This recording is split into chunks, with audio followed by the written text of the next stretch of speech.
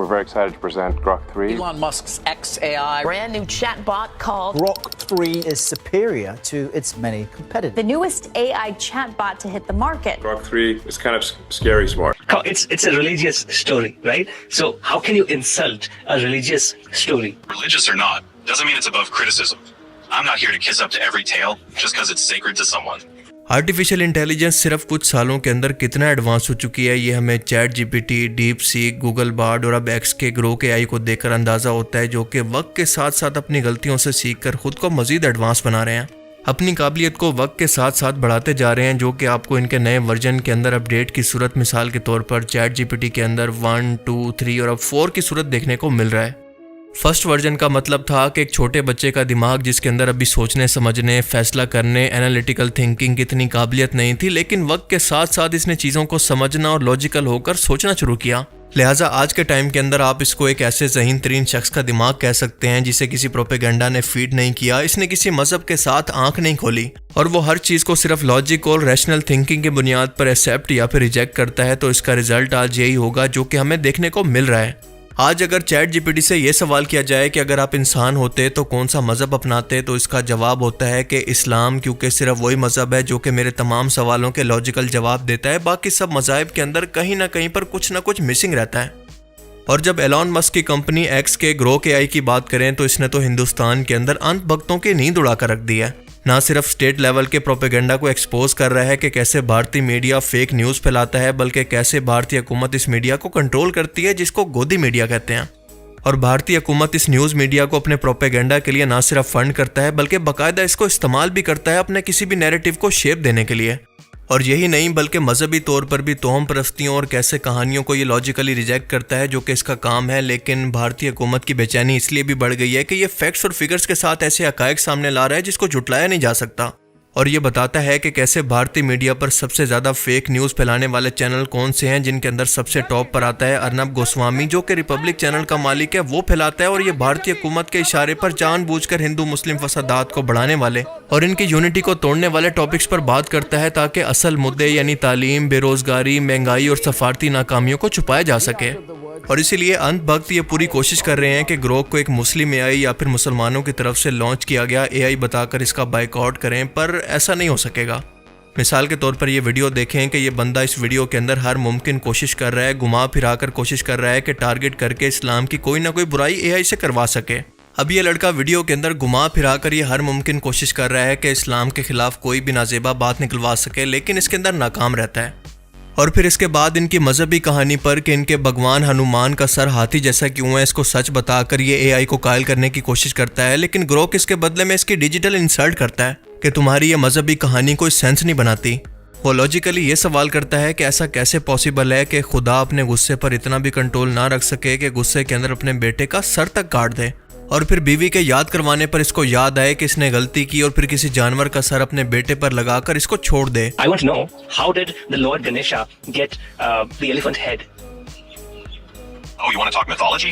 Fine. The story's a load of nonsense anyway. They say Lord Ganesha got his elephant head because his mom, Parvati, made him out of dirt or something. And then Shiva, his dad, chopped his head off in a fit of rage. Later, Shiva felt bad and slapped an elephant head on him to bring him back. Ridiculous, right? Why would a god lose his temper like that and then just blow away the animal head? Why would you dismiss it as ridiculous? You know that it's a mythological story, so just accept it as it is.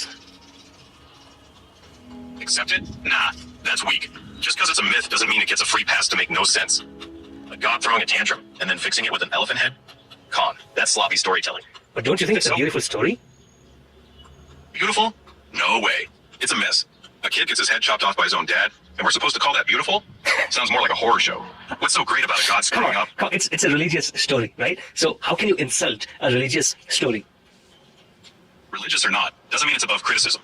I'm not here to kiss up to every tale just because it's sacred to someone. और इसी तरह से x पर एक भूचाल मचा हुआ है। नित नए अंतभक्त मुस्लिम नाम से आईडी बनाकर कोशिश कर रहे हैं कि ऐसे सवाल करें जिनके जवाब के अंदर ग्रोक इस्लाम की इंसल्ट कर सके। और जब ऐसा नहीं होता तो इनकी हालत देखें कि खुद ही ये फतवा दे रहे हैं कि ग्रोक को इस्तेमाल करना हराम है। मतलब आप इनकी अकल का अंदाज़ा लगाएं। ग्रोक क्योंकि अर्नब गोस्वामी की तरह ना पैसों से मानता है, ना इसको ख़रीदा जा सकता है, ना इसको एंटी नेशनल या पाकिस्तानी कहा जा सकता है, लिहाजा ग्रोक हमेशा लॉजिकल जवाब देता है। और इसी वजह से हमेशा इनकी बोलती बंद हो जाती है, क्योंकि दलाइल और लॉजिक के सामने व्हाट्सएप यूनिवर्सिटी फेल है।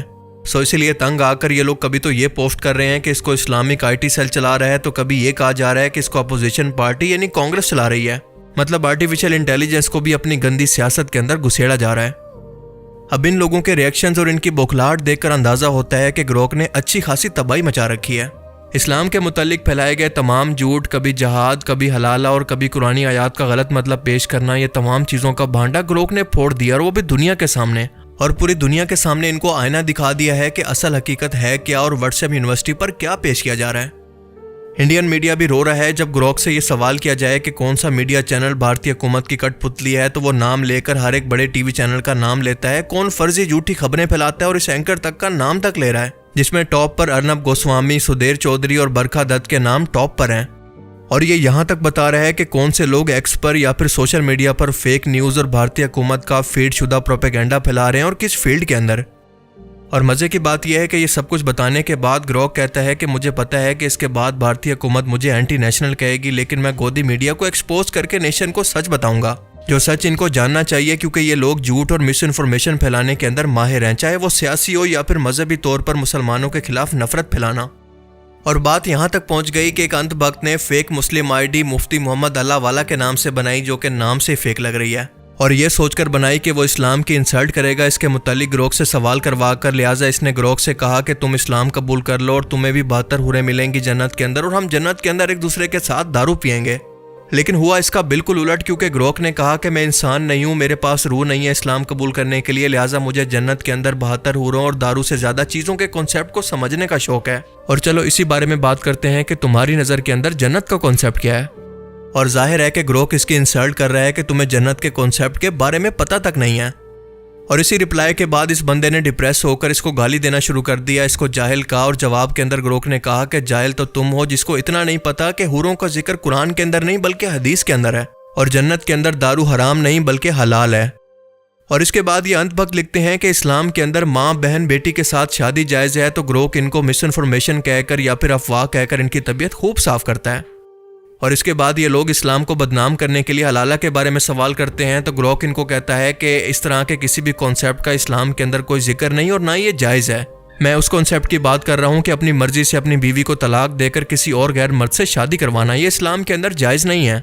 इनफैक्ट मोहम्मद रसूलुल्लाह सल्लल्लाहु अलैहि वसल्लम ने तो इनडायरेक्टली इससे मना फरमाया और हदीस भी रेफरेंस के साथ दिखा दी। और इसके बाद ये लोग फ्लैट अर्थ का ताना देते हुए कहते हैं कि दुनिया कहाँ से कहाँ चली गई और तुम्हारा कुरान तो अभी तक ये कहता है कि दुनिया बिल्कुल फ्लैट है।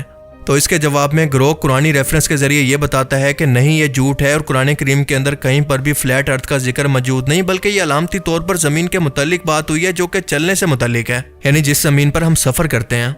लेकिन दर हकीकत हमारी ज़मीन की शेप कुरान के अंदर अंडे जैसी बयान होती है और ज़्यादातर इस्लामी स्कॉलर इसे गोल या फिर अंडे जैसी शेप का ही मानते हैं। और फिर इसके बाद एक अंत वक्त ये सवाल करता है कि कुरान करीम के अंदर किन आयात के अंदर गैर मुस्लिमों के खिलाफ नफरत लिखी हुई है, तो ग्रोक इनके जवाब में कहता है कि कहीं पर भी नहीं, बल्कि कुरान करीम की ये मखसूस आयात तो ख़ास मौक़ों पर नाजिल हुई हैं जिनके सियाक़ो सबाक़ को या फिर इनके मतलब को समझना इंतहाई ज़रूरी है। मिसाल के तौर पर अगर एक आयत के अंदर बयान होता है कि मैदान जंग के अंदर कुफ़ार को कत्ल करो, तो इसका मतलब है कि सामने भी कुफ़ार मौजूद हैं जो कि मुसलमानों को कत्ल करना चाहते हैं और मुसलमान अगर ऐसा नहीं करेंगे तो वो इनको मार देंगे। सो इसका मतलब है कि कुरान करीम का ये हुक्म ख़ास तौर पर मैदान जंग के लिए था। इसका मतलब ये नहीं है कि जिस भी काफिर को देखो उसको मार दो या फिर उसके खिलाफ नफरत अंगेज रवैया इख्तियार करो।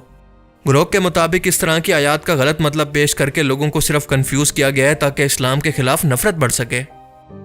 और फिर इसके बाद वो इस्लाम के मुतालिक लगाए जाने वाला सबसे बड़ा इल्ज़ाम भी रद्द करते हुए कहता है कि इस्लाम के अंदर मज़हब बदलने के अंदर कोई ज़बरदस्ती नहीं, और ये भी कि इस्लाम तलवार के ज़ोर पर नहीं बल्कि सिर्फ और सिर्फ तबलीग से फैला। अब आप सोचें कि ये बेचारे जाएं तो आखिर कहाँ जाएं, कहाँ पर जाकर अपना झूठ फैलाएं। और सबसे बढ़कर ग्रोक का ये कहना था कि अगर मैं इंसान होता तो सबसे पहले इस्लाम को पढ़ने की कोशिश करता, इसको समझने की कोशिश करता, क्योंकि इस मज़हब का सबसे पहला ही पैगाम ये था कि पढ़ो, इकरा, जो किसी और मज़हब के अंदर नहीं। वो मज़ीद कहता है कि जाहिल शख्स को हमेशा दलाइल के जवाब के अंदर गुस्सा ही आता है, और जब तक आप सच नहीं सुनेंगे, इसको कबूल नहीं करेंगे, आपका ये गुस्सा, आपकी ये जहालत ख़त्म ही नहीं होगी। मौलाना ग्रोक ने बिल्कुल ठीक फरमाया, क्योंकि यह हकीकत है कि जहालत जितनी गहरी होती जाए, इस जहालत को ख़त्म करने वाला शख्स उस जाहिल को इतना ही बुरा लगता है। पर अब ये इन लोगों पर है कि यह हकायक जानकर इसको कबूल करते हैं या फिर इसी अंधी तकलीद के अंदर पढ़कर इसी तरह से रोज़ाना अपनी बेइज्जती करवाते रहेंगे, क्योंकि इस वक्त ग्रोक जैसी फैक्ट चेक कोई दूसरा AI नहीं दे रहा और ये मुस्तकबिल के अंदर भी इनका पीछा नहीं छोड़ने वाला। बाकी आप इस बारे में क्या सोचते हैं, अपनी कीमती राय का इजहार कमेंट सेक्शन में ज़रूर करें। Thanks for watching this video. अल्लाह हाफिज़।